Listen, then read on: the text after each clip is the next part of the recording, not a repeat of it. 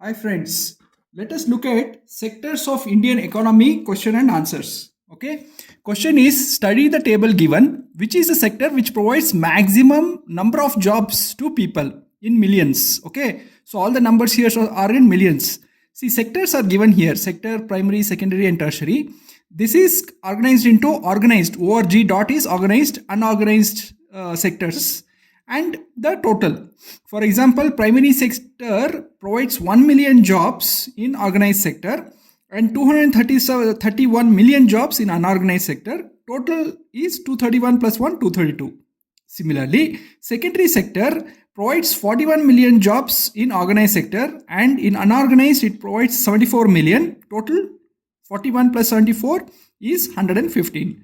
Similarly, tertiary sector. In organized sector, it provides 40 million jobs. In unorganized sector, it provides 88 million jobs. So total is 128. Okay. And organized total is this, unorganized total is this, and total is cross-verified here.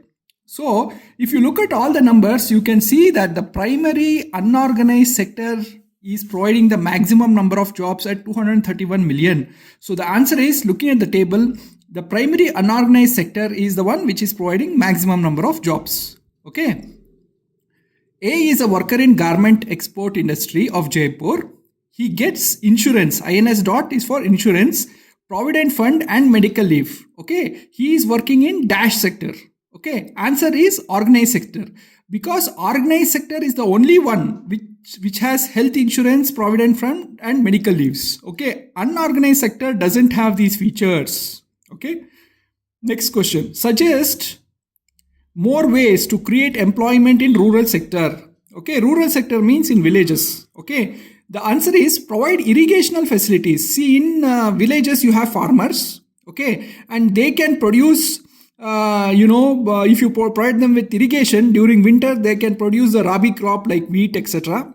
Right? So they need irrigation facilities. Okay. Provide transport facilities to farmers to sell their goods. Example, mini trucks. Okay. If you provide them these features, whatever they have produced, they can use those trucks to go to the market and sell them. So these are the two ways in which you can create more jobs in rural areas, that is villages. Providing irrigational facilities and transport facilities. Give two sectors based on ownership. Okay, based on ownership, there are two sectors of the industry. One is a private sector, which is owned by industrialists / individuals / groups. Okay, their motivation is mostly to earn profits. Example, Tata Industrial Steel Company Limited, TISCO, and RIL, Reliance India Limited. Okay. Then there is second type of factories which are public sectors. This is owned by government and it is provides services and mostly minimal profits. Okay, they earn profits but they also render services. For example, Indian Railways and Indian Post Office. Okay. Next question. Act that cannot be applied to the organized sector is, which is the act which cannot be applied to the organized sector? Answer, National Rural Employment Guarantee Act, because the National Rural Employment Guarantee Act guarantees employments for unorganized employees in villages. So this law cannot be applied to organized sector. Okay. Kamalakant, a shopkeeper, pays his taxes, but none of his workers in the shop get any paid leave, or they have any provident fund or medical leave. Okay, this is dash sector. This is definitely unorganized sector, because see, his employees are not getting any paid leaves or medical leaves or life insurance or anything. So this is unorganized sector. Okay, note, primary sectors are farming, agriculture and mining, fishing. Okay, whenever you take products directly from the nature and you use them, those industries come under primary sector. Like farming, you are doing agriculture. Fishing, you are taking fish directly from the sea. Mining, you are taking ore directly from earth. So all these are primary sector. Okay. Secondary sector is manufacturing and construction. Okay. So once you use these naturally got resources to make products in manufacturing and construction, that is known as secondary sector. So if you are making automobiles, if you are making wood, furniture, everything, and if you are building buildings, all that is secondary sector. What is tertiary sector? Tertiary sector is there to support the primary and secondary sectors like retail, banks, transport, entertainment, education, healthcare. All these industries which are not directly manufacturing anything but they are providing services is known as the tertiary sector. Please understand this. Analyze the role of tertiary sector in Indian economy. Tertiary sector plays an important role in Indian economy because from 1973 to 2014, it has seen that the productivity has increased a lot in the tertiary sector. Okay, in 2017-2018, 31% of total employment generated by tertiary sector. Okay, in 2018, among the fully employed people, 31% were employed in tertiary sector. Recently, 60% of GDP gets generated by tertiary sector because India does information technology and it exports it. 60% of GDP comes from tertiary sector and mostly IT contributes a lot to it. Okay. Dash sector helps primary and secondary sectors. Answer tertiary sector. At initial stages of development, dash is important sector. Answer primary sector. Why? Because at initial stages of development, India was an agrarian economy where 80% of the people were doing agriculture. So the primary sector was the important sector. Dash sector changes form of material products to other. Okay, so you take a material, you take cotton and make cloth out of it. That is manufacturing. So it is the secondary sector. Okay, dash sector exploits natural resources. This is primary sector because we are taking from the nature, whether it is agriculture, fishing, farming, and mining for iron ores. They are all taking from natural features. So it is the primary sector. Dash shows highest share of GDP. Currently, it is the tertiary sector. Why? Because of IT export from India. Dash shows highest employment in 2017. It is still the primary sector which employs highest number of people. Now, read the para and answer.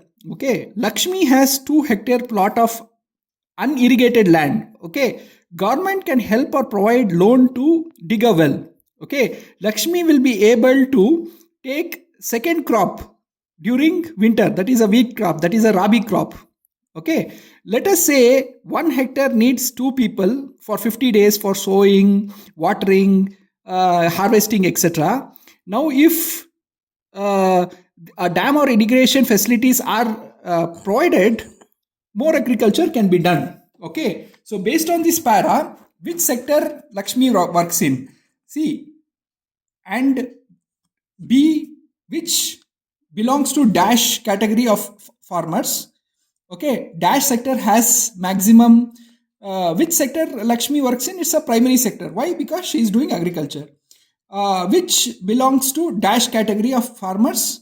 Lakshmi belongs to marginal category of farmers. Why? Because it's not a big or medium, but she has only 2 hectares of land. Okay, dash sector has maximum employment.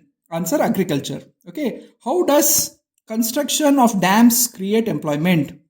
By employing many unskilled laborers, you can, in agriculture, due to dams and canals, you can do more agriculture. That's how employment gets increased, and that's why building them is important.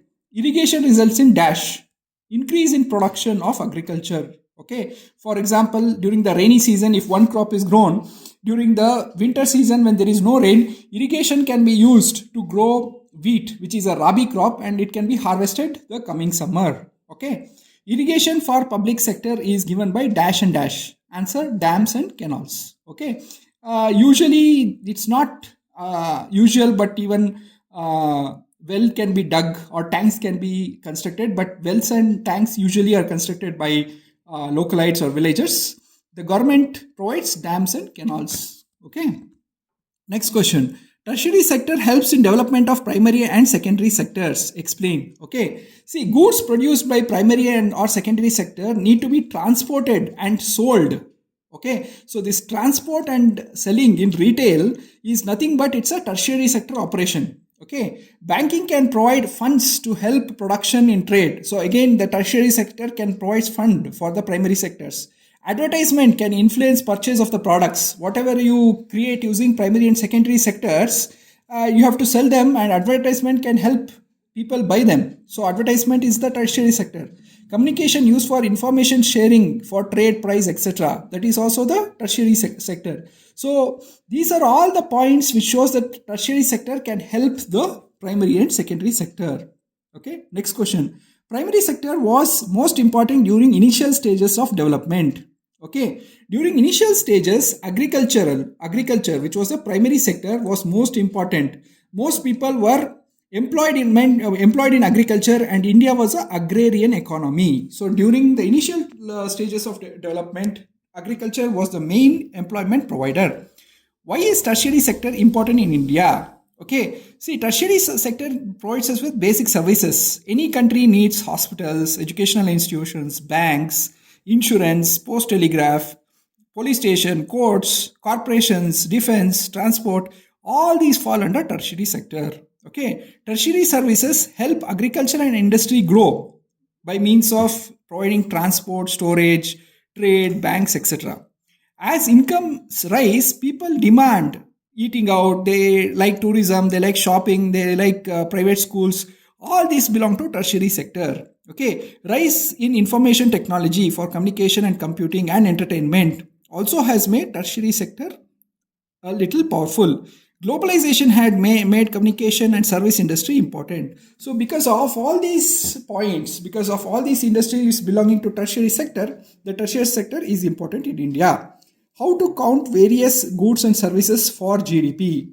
See, we need to count only the final goods and services, not the intermediate goods. For example, farmer sells wheat at the rate of rupees 8 per kg. Okay, this wheat is bought by mill grinders. Okay, and they grind the wheat and they make it wheat powder, and they sell it at the rate of rupees 10 per kg. Okay, and this wheat powder is bought by biscuit company, and they use this flour and sugar, and they make biscuits and sell it at the rate of rupees 15 per packet. Okay, you can see that farmer sells wheat, whereas the mill grinds by that wheat and make it wheat flour, and that flour is consumed by biscuit makers to make biscuits. So only the biscuit is counted for GDP because it is the final product, not the intermediate product. You cannot count the intermediate product because that will be double counting the products. Okay, compare public sector and private sector. Public sector aim is to increase facilities for public and some profit. Private sector aim is to earn maximum profits and provide services. Okay, this is the differences between private and public and private. Again, public is owned by government. It owns the assets, it provides services. Whereas in private sector, assets and services both are in the hands of private individuals who are industrialists and groups. Okay. Next difference. Government takes decision regarding production and distribution, whereas in the private sector, the individual, industrialist group or the corporation takes the decision about production and distribution. Okay. Public sector example, education, health, food, security. Okay. Private sector example, all consumer goods, private schools, private hospitals, they are all belonging to private sector. Example, Indian Railways and Indian Post Office. Private sector example, Tisco and Reliance Industries. Next question. How does public sector contribute to the economy of a nation? See, public sector undertakes activities vital and important for in the country. For example, infrastructure, rail, road, dams, all these are vital for the country. Such infrastructure products which are vital for the country are undertaken by public sector. Goal is the welfare of masses at reasonable rates. Okay, and increases HDI. HDI stands for Human Development Index. Remember this. HDI stands for Human Development Index. Areas in which public sector plays a major role is education, health, public hospitals, drinking water, houses for the poor, food, procurement of grains, electricity generation, transport and communication. These are all the areas where public sector plays a major role. Okay, goods availability at moderate rates. Okay, for example, they provide rice at low rise to people and helping MSMEs, micro, small, medium enterprises. MSME stands for micro, small, medium enterprises. So these are all the actions where the public sector is playing a major role. Next question. Compare organized and unorganized sector. See, organized sector is basically a company which provides you jobs. Okay, unorganized sector is all jobs which you do without proper company. That's why it's called unorganized. Okay, organized sector has high job security. Unorganized has no job security. Okay, organized sector, because you are working for a company, you get regularly monthly salary. Unorganized sector, you get daily wages. Okay, and in the organized sector, in the company, there are rules and regulations. In the unorganized section, there are no rules.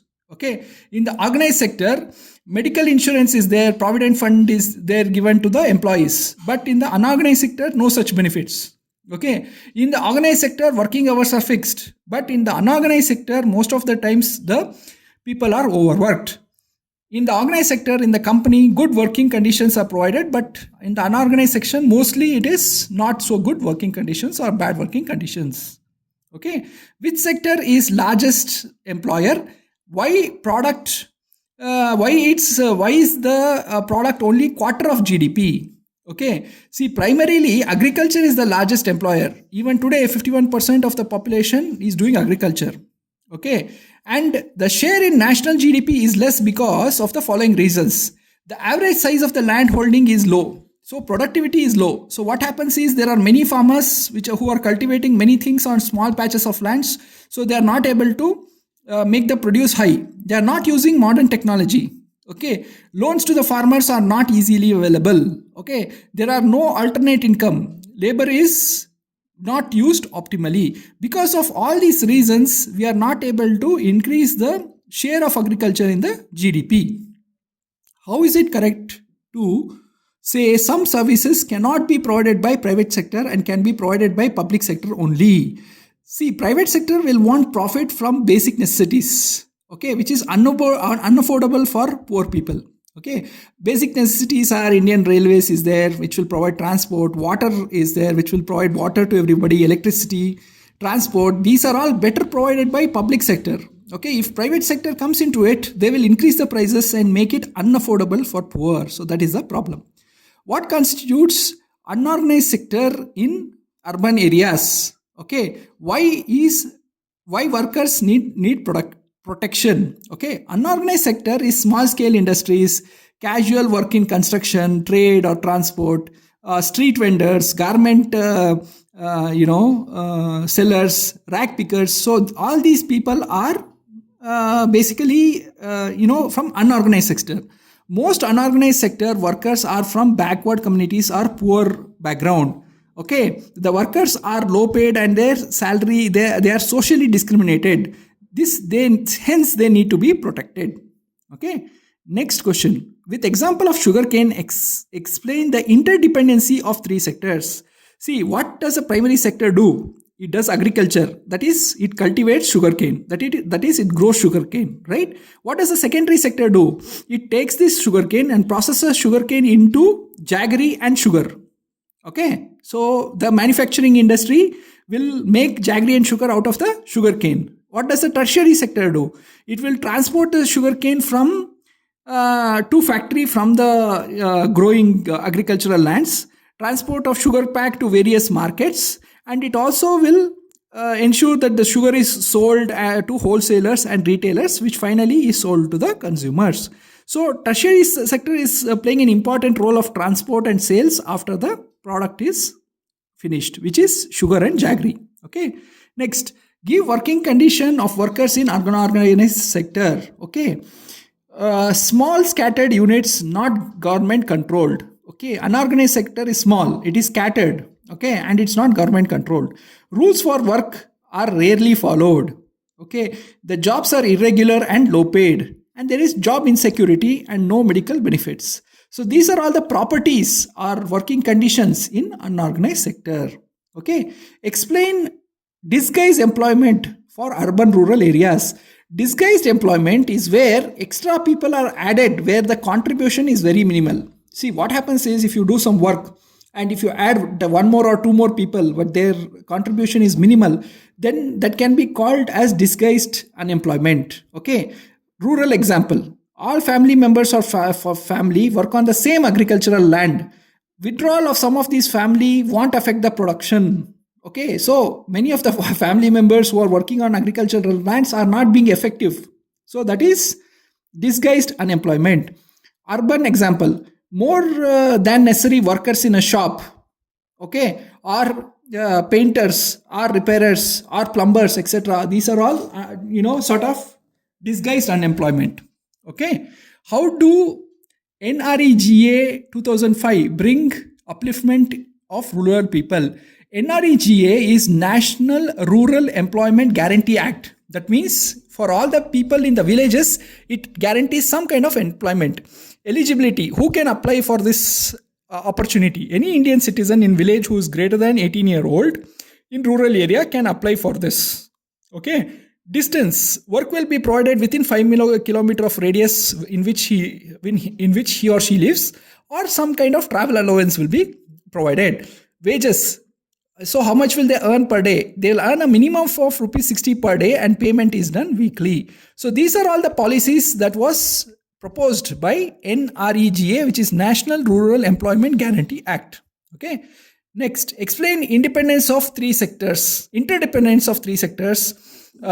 using transport as an example. Okay. See, primary sector will have to take out the mining, iron ore, using the mining industry and extraction of iron. This is what the primary sector does. Once the iron comes, this iron is used for manufacturing trucks. Correct? The trucks is manufactured by the secondary sector. And how will the tertiary sector use these trucks? The use of trucks for transports of people, food, grains, goods, etc. Trucks will be used. So this is how the three sectors are interdependent. Primary sector gets the mine, via mining gets the iron ore and extracts the iron. The iron and steel is used for manufacturing the trucks, and the trucks are then used for transport. So these are the points. Next is, what is GDP? Explain process to calculate it. Okay, GDP is equal to gross domestic product. It is value of all final goods and services produced. Okay, I repeat, gross domestic product is the value of all the final goods and services produced by a country. It is calculated by central government with the help of state government. The formula is GDP is equal to C plus G plus I plus NX. Okay, C is consumer spending. Okay, so if say consumer spends so much on goods like biscuits, oil, whatever he consumes, soap, TV, ACs, whatever it is, the consumer, whatever he's spending totally in the country, that is private consumption, is C. Then G is the government spending. See, if the government is building roads, building bridges, whatever products they are making, that is government spending. Then industry spending. See, industry also needs to consume some products because, they need machines, they need all other facilities. So industry spending is also there. NX is exports minus imports. Okay. So if you add up all this, consumer spending plus government spending plus industry spending plus export minus imports, you get the GDP. Thank you, friends.